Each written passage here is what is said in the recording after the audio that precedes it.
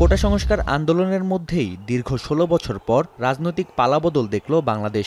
আইনশৃঙ্খলা বাহিনীর দমনপীড়ন, ক্ষমতাসীন দলের নির্যাতন ও রাজনৈতিক সহিংসতায় প্রাণহানি ছাড়িয়েছে ৪০০। ৫ আগস্ট শেখ হাসিনার পদত্যাগ ও দেশত্যাগের মাধ্যমে সৃষ্টি হয় রাজনৈতিক শূন্যতা, যা পূরণে এগিয়ে আসে সেনাবাহিনী। ঘোষণা দেয়া হয় অন্তর্বর্তীকালীন সরকার গঠনের। অন্তর্বর্তীকালীন সরকার গঠনের এমন সিদ্ধান্তকে স্বাগত জানিয়েছে যুক্তরাষ্ট্র।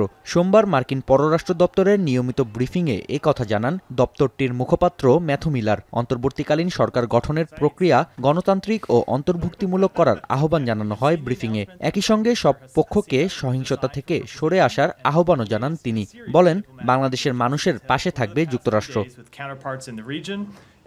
এদিকে প্রতিবেশী ভারত বাংলাদেশের পরিস্থিতি নিয়ে এখনও আনুষ্ঠানিক কোনো বক্তব্য না দিলেও দেশের সার্বিক পরিস্থিতি নিয়ে পার্লামেন্টে কেন্দ্রীয় সরকারের আহ্বানে অনুষ্ঠিত হয়েছে সর্বদলীয় বৈঠক।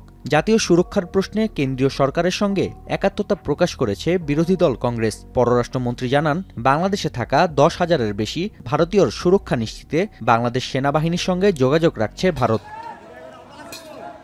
বাংলাদেশের সঙ্গে সংহতি প্রকাশ করেছেন জাতিসংঘ মহাসচিব অ্যান্তোনিও গুতেরেস। এক বিবৃতিতে সহিংসতার ঘটনার তদন্তে পূর্ণ, স্বাধীন, নিরপেক্ষ ও স্বচ্ছ তদন্তের আহ্বান জানান তিনি। বলেন, সরকার গঠনের প্রক্রিয়ার পাশাপাশি বাংলাদেশের রাজনৈতিক পালাবদল গুরুত্ব সহকারে পর্যবেক্ষণ করছে জাতিসংঘ।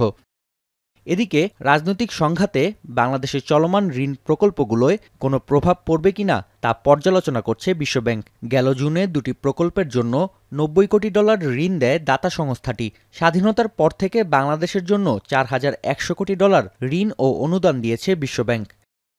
নাফি আরমান মনন, এখন বিশ্ব।